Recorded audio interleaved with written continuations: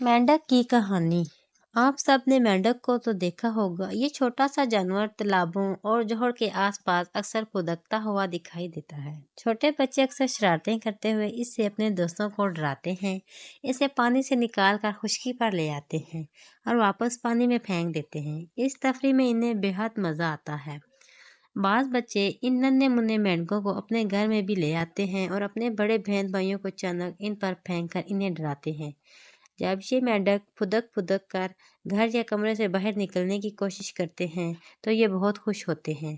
कुछ मेंढक काफ़ी बड़े होते हैं जो जोहड़ों में रहते हैं और अक्सर मौका पाकर मुर्गी के चूज़ों को खा जाते हैं। क्योंकि चूजे को पकड़कर ये पानी में गायब हो जाते हैं, इसलिए आसानी से नहीं ढूंढा जा सकता। वैसे भी ये मिट्टी के हम रंग होते हैं और जहाँ कीचड़ हो वहाँ ये इसका ही हिस्सा मालूम होता है। इसके अलावा अक्सर तालीमी तजुर्बात के लिए इसको इस्तेमाल किया जाता है। ख़ास तौर पर जो तलबा साइंस की तालीम हासिल करते हैं और मेडिकल का शुबा अख्तियार करना चाहते हैं, वो अपनी FSC के दौरान बेचारे मेंढकों की चीर फाड़ कर अपना तजर्बा मुकम्मल करते हैं। इसलिए मुतलका फील्ड के तालिब इल्म इससे बखूबी शनासा हैं। करीब से का मुशाहिदा करें तो हम इसकी खाल जलती हुई मालूम होती है।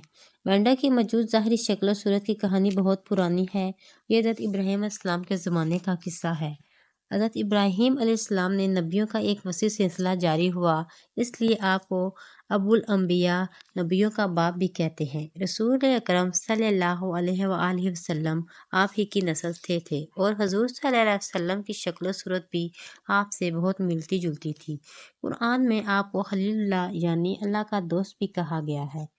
आप अलैहिस्सलाम ने दीन हक के लिए बेशुमार कुर्बानियाँ दी, तौहीद का पैगाम सुनाया। हज़रत इब्राहीम अलैहिस्सलाम जिस कौम में पैदा हुए वो मुशरिक और बुत परस्त थी।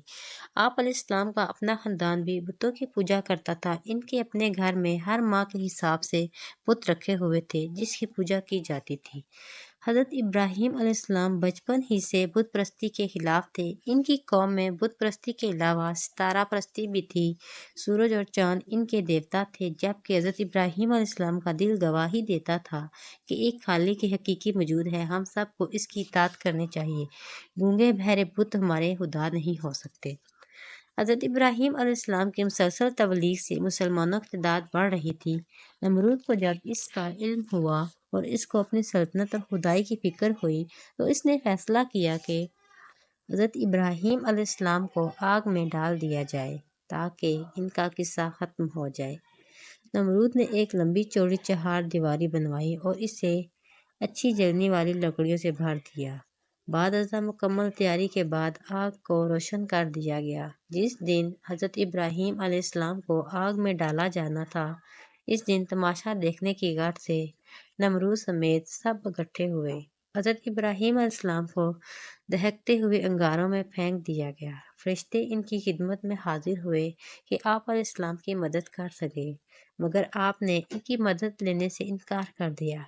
मुख्तसर ये कि हज़रत इब्राहीम अलैहिस्सलाम भड़कते हुए शोलों में पहुँचे, फिर नीचे की तरफ जाकर आग के दरमियान आ गए। अल्लाह ताला का हुक्म आग को पहुँच चुका था। ए आग, सलामती के साथ इब्राहीम अलैहिस्सलाम के लिए सर्द हो जा। आग गुलजार बनी, जिस तरह तरह के फूल फूल गए।